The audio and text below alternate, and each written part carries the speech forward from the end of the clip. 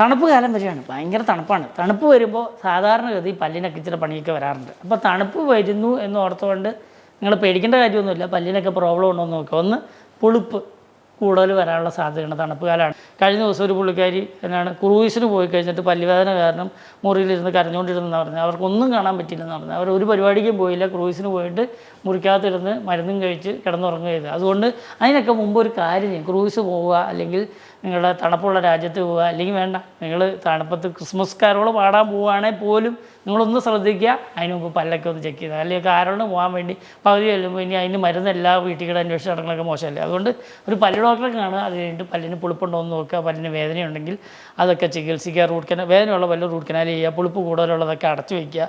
അതോടൊപ്പം തന്നെ പുളിപ്പിനുള്ള പേസ്റ്റ് മതിയോ എന്ന് അവരോട് ചോദിച്ചിട്ട് പുളിപ്പിനുള്ള പേസ്റ്റ് ഉപയോഗിക്കുക. ഇനി അഥവാ നിങ്ങൾ എവിടെയെങ്കിലും യാത്ര ചെയ്യുകയാണെങ്കിൽ ഒരു പുളിപ്പിൻ്റെ പേസ്റ്റ് ഇവിടെ നിന്ന് മേടിച്ചുകൊണ്ട് പോകണം. കാരണം അവിടെയൊക്കെ ചെന്ന് കഴിഞ്ഞാൽ പേസ്റ്റൊക്കെ കിട്ടാൻ വലിയ പാടാന്നേ. അതുകൊണ്ട് പുളിപ്പിനുള്ള പേസ്റ്റ് ഏതാണെന്ന് നോക്കിയിട്ട് ഡോക്ടറെ കൊണ്ടുവന്ന് അത് പ്രിസ്ക്രൈബ് ചെയ്യുക. പല്ല് ക്ലീൻ ചെയ്യാനുണ്ടെങ്കിൽ ക്ലീൻ ചെയ്തിട്ട് പോവുക. തണുപ്പുള്ള രാജ്യത്തോ വിദേശത്തൊക്കെ പോകണമെങ്കിൽ ദയവ് ചെയ്ത് പല്ലെല്ലാം ഒന്ന് എക്സ്റേ എടുത്ത് നോക്കി എവിടെയെങ്കിലും വേദന, പുളിപ്പോ വേദന എന്തെങ്കിലുമൊക്കെ വരാൻ സാധ്യതയുണ്ടോ എന്ന് നോക്കിയിട്ട് അതിനൊക്കെ ചികിത്സിച്ചിട്ട് പോവുക. അല്ലെങ്കിൽ അവിടെ ചെന്നിട്ട് $10,000 എന്നൊക്കെ പറഞ്ഞാൽ നിങ്ങൾ അവിടെ പോയി വരാനുള്ള ടിക്കറ്റിനേക്കാൾ കൂടുതൽ കാശാകും. അതുകൊണ്ട് നിങ്ങൾക്ക് അവിടെ പോകുന്നത് എൻജോയ് ചെയ്യണമെങ്കിൽ എവിടെയെങ്കിലും തണുപ്പുള്ള സ്ഥലത്തൊക്കെ പോകുന്നുണ്ടെങ്കിൽ ദയവായിട്ട് ശ്രദ്ധിക്കുക.